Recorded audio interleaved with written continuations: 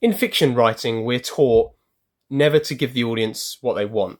And even if you do, you still make them wait for it. You do it way after the point that the audience starts yearning for something to happen. Easiest example is when there are two characters who everyone thinks should be together.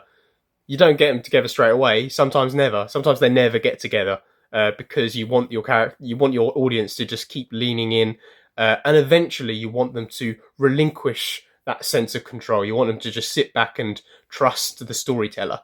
And I think that goes with like big speeches as well, like saying a big emotional trauma dump at some point in a film, for example. If you do it too early, it's like you feel kind of cheated of that moment, that turning point. So I think this film wasn't great for that reason, if you can remember all the stuff I just said. I think there was so much. It was basically about two characters who had an interest in each other, but they just had so much trauma and so much wrong with them that meant they couldn't just proceed with a healthy relationship, a nice relationship. So they started going back through these times, through these traumatic events, or unpacking themselves, having conversations with people in the past, usually like parents, to hope that they might patch over some of those wounds and proceed with a healthy life. And I think too much of this film was just instant trauma dumping and big speeches about how they don't feel things in the right way and how they're not the right person.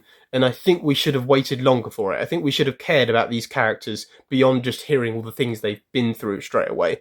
And yeah, I know, like, hearing about someone's struggles and hearing why they are the person they are today and what damaging things have happened to them, that's how you get to know someone on a deeper level. But I don't think it's the thing you should learn straight away. And I think so. All of Us Strangers did it was great at that. For instance, it was all about words unsaid and healing wounds, but you got to know the characters a little bit first, and you went through the mundane parts of the story in order to get to the real red meat.